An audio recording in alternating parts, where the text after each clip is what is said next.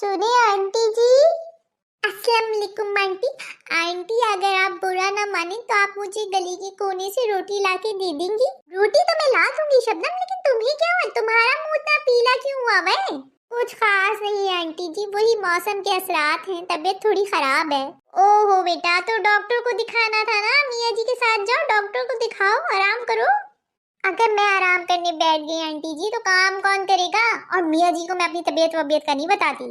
हैं? ये क्या बात हुई? अपनी तबीयत का तुम अपनी मियाँ को नहीं बताती? नहीं बताती, बिल्कुल नहीं बताती। उनको तो मैं कानों कान खबर नहीं होने देती, क्योंकि उनको अगर बता दिया तो एक अलग मसला शुरू हो जाएगा और अपनी बीमारी में मैं वो मसले हल नहीं कर सकती आंटी जी। तुम कहना क्या चाह रही हो? मैं कुछ समझी नहीं।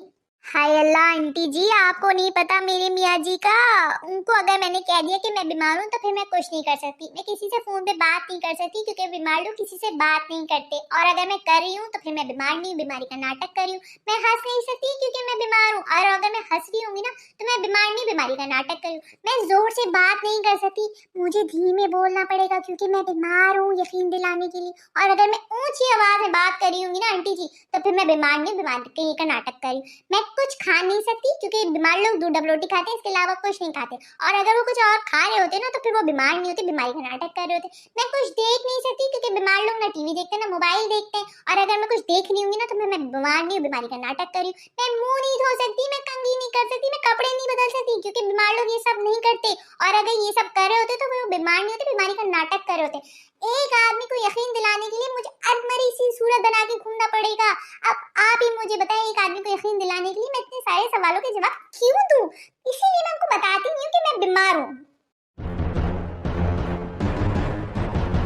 बुरा न मानना शबनम, वैसे तुम्हारे हाजिर जवाबी, तुम्हारा अंदाज और तुम्हारा जवाब सुनकर बीमार तो तुम बिल्कुल नहीं लग रही। वैसे रोटी बनाना भी कोई मुश्किल काम थोड़ी है, तुम बना सकती हो। लेकिन अगर खैर तुम कह रही हो कि तुम में हिम्मत नहीं है, तो इस बुढ़ापे में ये बुड्ढी ही तुम्हारे लिए रोटी लेकर आ जाती है। बीमार? और ये कहाँ से लग रही है बीमार? इतनी जबान चलती है बीमारों की, इतनी जोर से बोलते कोई बीमार। अरे बीमार तो हम हुआ करते थे, ना जबान चलती थी, ना कुछ खाते थे, ना कुछ पीते थे, ना दिन का पता चलता था और ना रात का पता चलता था। ऐसे होते थे बीमार, इन जैसे नहीं। हाँ? हाय अल्लाह, गलती हो गई जो मैंने इनसे रोटी मंगा ली। वैसे मैं अपनी मियाँ को ही गलत समझती थी, लेकिन यहाँ तो पूरा का पूरा माशरा ही खराब है।